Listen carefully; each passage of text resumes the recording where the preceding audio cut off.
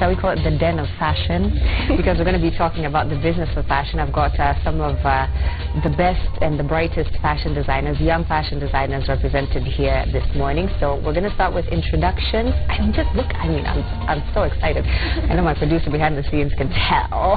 This is my woman cave. Comparing to Willis Raburu's man cave on Tuesdays, I think we win. But let's start with introductions. Melanie, we'll start with you. Tell us your name, the name of your fashion house, and how long you've been in business. Okay, Melanie Wachia, fashion designer, and my label is Afrosuit by Melanie. I've been doing this for the past like 5 years. All right, thanks for being here. Hey Jay. Hi. I'm Maureen Alingo. I'm the founder of Handle African Designs. I've been doing Handle for 1.5 years now. Okay, thanks for being here. Thank you. You just had to. You led me there. Well, I am Lola Hannigan, and I am the founder of Zephyros by Lola. And I thought of it about 2-3 years ago, and now it is what it is. Yeah. Yeah. So, I mean, you know, Nairobi is a fashionable place right now. People have woken up in the past couple of years and are taking their fashion game very seriously. I don't know if this has to do with social media, probably, because we all got to post on IG and show off our fashions, but you guys have taken it to the level of becoming designers. So I want to talk about what inspired you all to become interested in fashion design, and what training, if any, do you have? What inspired me was diversity, the merge of different cultures, and also I just love fashion. Yeah. Have you always been this fashionable? Like, as you were the young kid who always got dressed up nice? Yes. Okay. All right. How about you guys? What made you take that step and say, I want to become a designer now? My mom was a fashion woman. Let me say that. She loved her fashion, and she always had to be African fashion. So the diversity, just as she said, Ankara, the rich culture in African fabric, that's what made me start the business. Yeah. Cool. Okay. Well, about me, my fashion line started out as a swimsuit line, and I thought that we don't have a swimsuit line here in Kenya, in Nairobi. Nobody has ever done that. You know, people have done all sorts of things, but nobody ever did a swimsuit line, so to speak. So I decided, you know what, let me be the first person to do it. And then once I did that, it just started like emerging into like a whole clothing line. Yeah. So how difficult is it? You know, you've talked about the Ankara material. You've talked about swimsuits. How difficult is it to source the material to actually, you know, design your own clothes here in Kenya? Is it produced locally? Is it something that is imported? Where did you get your swimsuit material from? Oh my goodness, babe! I get from all over. You know, I go to Dubai, I go to here, I go to there. It's all about the material, the quality. You have to give people good quality. So for me, I go everywhere to source for it, and then I make it. Yeah. So. All right. How about you? You know, with Ankara, there's the locally made one. There's the fake one. What's the fake one? I wish I could explain, but I know it when I say it. Okay. Yes, and then there's the original one, the West African one. So, yeah, I source locally in Kenya, but they're from West Africa. Okay. Yeah. And yourself, Mary? I mainly major in African fabric, and I source most of that from West Africa. Yeah, and also mix the fabric with other, like the stretchy plain fabrics, which some of it I just get it from around here. Yes. Okay. Now I know that you brought some models with you today to showcase some of your work, and I know that on the other side of the studio. So maybe you can just tell us, as the camera is heading over there, what we're looking at there. The first outfit is a long skirt and a sequence crop top. This is something you can wear for an evening function or a cocktail. Very elegant. Yeah. And the second outfit is a pencil skirt with ruffles and a white sheer bodysuit. this can be worn to the office, and also it can be worn to the office paired up with maybe a blazer. Right. And then later it can be an evening look. Yeah. All right. What's the inspiration for your designs? Where do you gather your thoughts and say, I want to create this masterpiece? As I said earlier, I'm inspired by diversity. So I try to I use mostly the African fabric and try to make the designs more of Western, like Westernish, like, yeah. But like an infusion, sort of. Yes, so it's like a mix of African and Western culture. For the two of you, I just want to talk about you as designers, because you're, first of all, the representation of your brand. So before you put your clothes on models, people look at you and say, huh, what is she dressed like, and why should I buy her clothes? So maybe, Lola, you can talk about the importance, because you're on social media, you know, and you put your stuff out there, and you put yourself out there as well. The importance of sort of branding yourself as a designer. You know, I think it's really important, and I think, you know, what people see is, you know, what they think of you. And I just think, like, whatever you do, you have to do it, like, you know, wholeheartedly, because people are going to see you, and they're going to see you as a brand, you know. And being out there in social media, you have to think about fashion, you have to think about what you wear, you have to think about so many different things. So I think, like, even like myself, I come here and I'm Zephyros by Lola. It's about how I look, how I present myself. That is what will represent me out there. So Why did you have anything to say about that? Yeah, I'll go with the quote, I cannot sell what I can't wear. So I have to wear it first. I have to like it first, or love it first. Like, when I go to source for fabric, I look at it and say, can I wear this myself before I get it out there for people? Okay. So let's talk about the business aspect of it, because that's what we're here to talk about. The fact that you all are actually making money off of your designs, and it's not just, you know, to show off, like, hey, I'm a designer, I can make pretty things. You guys actually have clientele. So what has been that experience like of building clientele, getting people to trust you and your brand and what it is that you make, and that you make quality stuff? How have you gone about that? First, what is more important, you have to do marketing.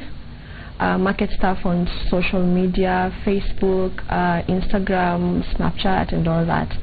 Yeah, and also you have to wear your brand for people to see. Yeah. And another thing, you have to use good quality fabric, and the stitching has to be perfect. Yeah. And I'm sure it didn't start out where the stitching was perfect and everything was working. I'm sure there were some times in the beginning where maybe before you were making money. But maybe you can just talk about the business aspect of it, and how it is that you keep your business going and make sure you're making enough profits to keep going to Dubai and keep sourcing from all these different places. Fashion, it's about, as you said, quality. People have to love what you're giving out there, because there's so many people who do clothes or stuff like that.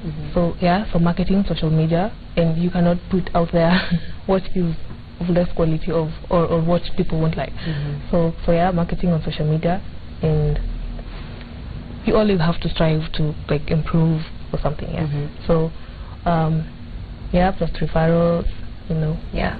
Lola, you started out doing swimsuits and then kind of ventured into other things. So how long did it take for you to start making money? To start, you know, for you to venture out into other types of clothing, and it meant that you were successful in the swimsuits, right? Oh, wow. It took me a while.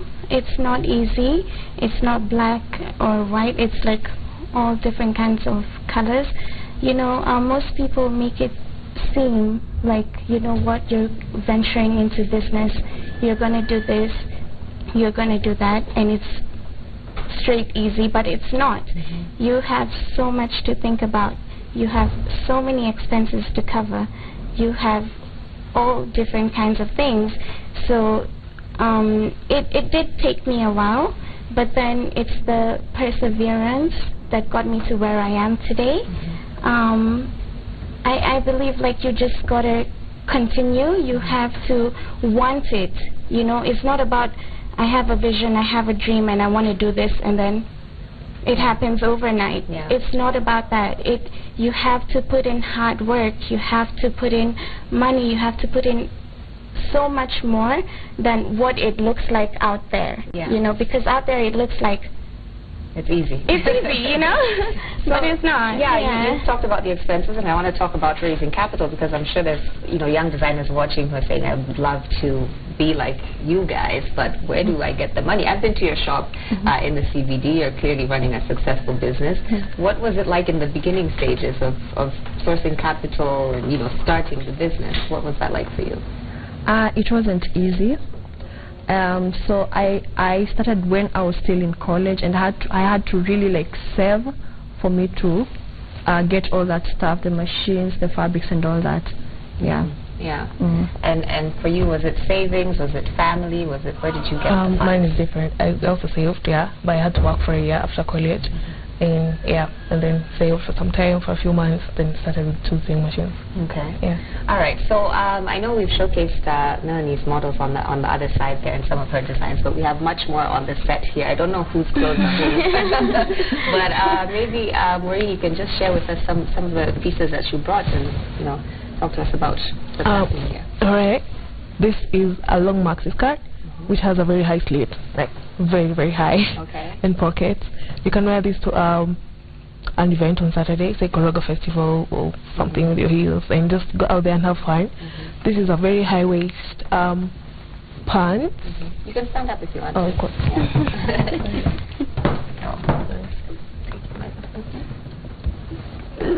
All right. This is a high waist pants, pencil one, with something style here. You can wear this to the office on Friday, or a blazer, or a crop top to an event on Saturday. And this is a dress, a skater dress. That can material. Yeah. No, this is the original fabric. This is the original fabric. Yeah, the difference. I'm like, okay. Yeah. So you can wear this to the office as well. Just a simple skater dress, or to an event. So all my pieces come back to task. Yeah. Yeah. All right. Thank you for that. Lola, you also, who brought the mannequins? Was it you? Okay. So do you want to share with us some of what you brought, and tell us how it's supposed to be styled? Okay. Well, as you can see, I have a male mannequin and a female mannequin.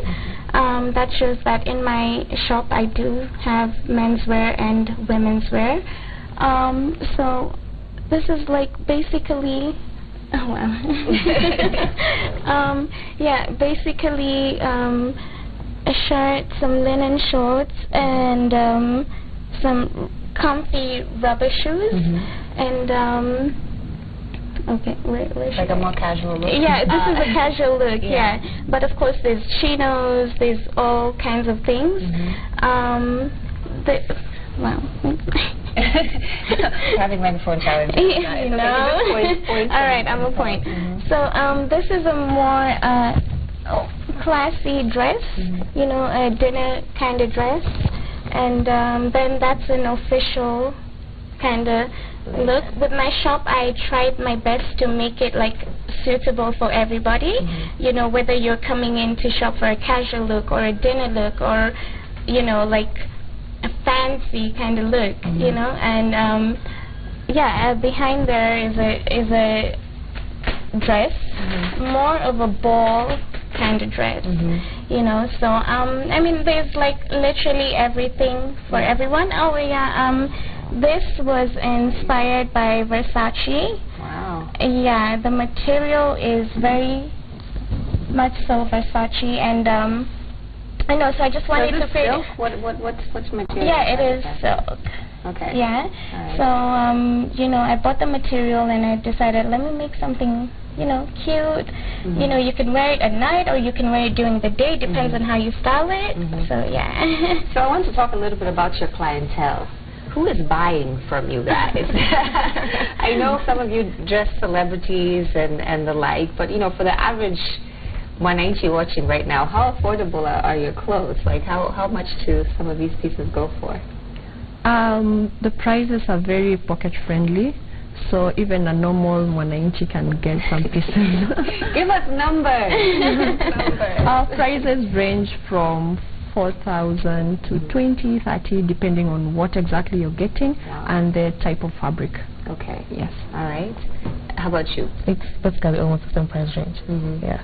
And do you find that people are willing to chuck money these days for clothes? You know, because it's, I mean, people are going to events these days. There's a lot of, you know, social activity happening.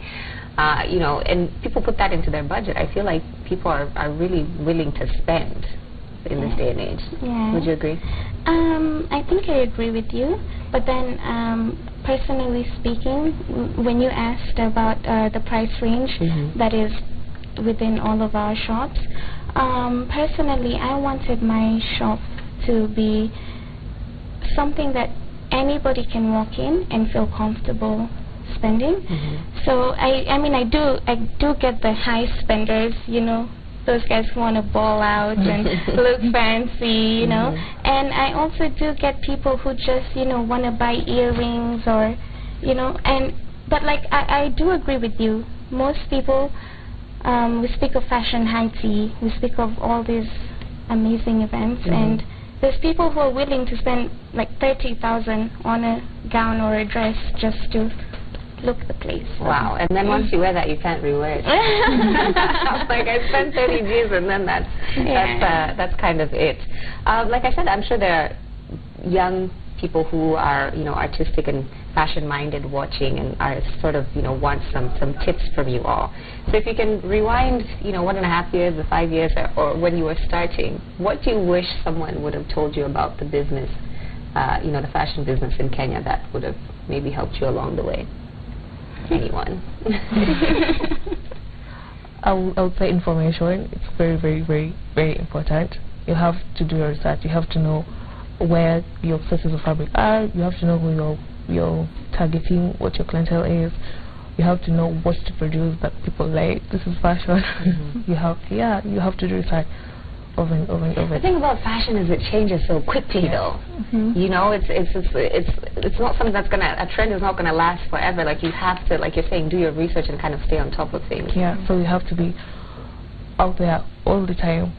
Yeah, finding out what's coming up, what people like. What advice do you wish you had received when you were beginning your business?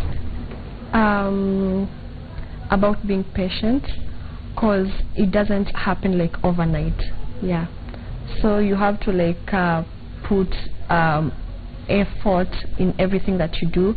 You have to be creative so that when you put your stuff out there in the market, people will appreciate and like and buy. Yes. How about you? Oh well, I think what I would want somebody to tell me is always believe in yourself.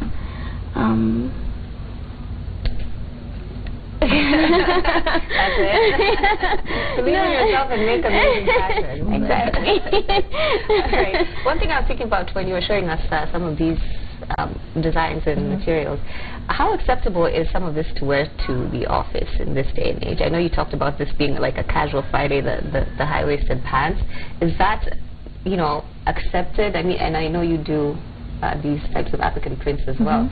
Are people wearing them to the office? Is it okay now? Yes. So many people are wearing them. Yeah. Okay. For, let's say, like for example, if you're putting on a printed pencil skirt, you just have to tone it down with a plain top, to make it look good for the office. And in terms of the Kenyan fashion industry, where do you feel that we stack up against? Because Nigeria are always doing big things. You know, the industry in South Africa is massive. You know, so where do we fit in that grand scale of things? I know the industry has grown quite a bit over the past couple of years, but where do you feel the Kenyan industry is right now in relation to other African countries? I don't think we're stuck. I think great things are happening. I think we're moving. You can't compare it now and 10 years back. I know. So I think we're doing great things. The designers will make very, very good stuff in Kenya. Yeah. Lola, what are your thoughts? I mean, I think we're doing really well. You know, you can't compare it like 5 years back. You know, looking ahead, we have Kika Romeo, we have so many different designers who are, you know, coming up, and also young designers. So I think, you know, we have to pat ourselves in the back and say, I think youth makes a difference here. Because we've had Kenyan designers for a long time, but it's just now that we're seeing the likes of you guys cropping up and showing us stuff that I can actually wear, you know, not just like, oh, here's an African print. Like, it's actually fashionable. Would you say Kenya is, you know, we're on our way up? Yeah, we're really doing great. Yes. So, you know, we're just going to wind up quickly here. I just want to hear final thoughts from you guys about where you see this taking you. Where do your dreams lead when it comes to fashion? I know you've all had success thus far, but where do you want to take it to? As for me, to the international level, yeah, maybe showcase New York Fashion Week, Africa Fashion Week, and stuff like that. Yeah, just taking my business to the international level. Yes. Me too. Maybe dress a few international celebrities, apart from Willis. Just apart from, oh yeah, and now he dresses me, so.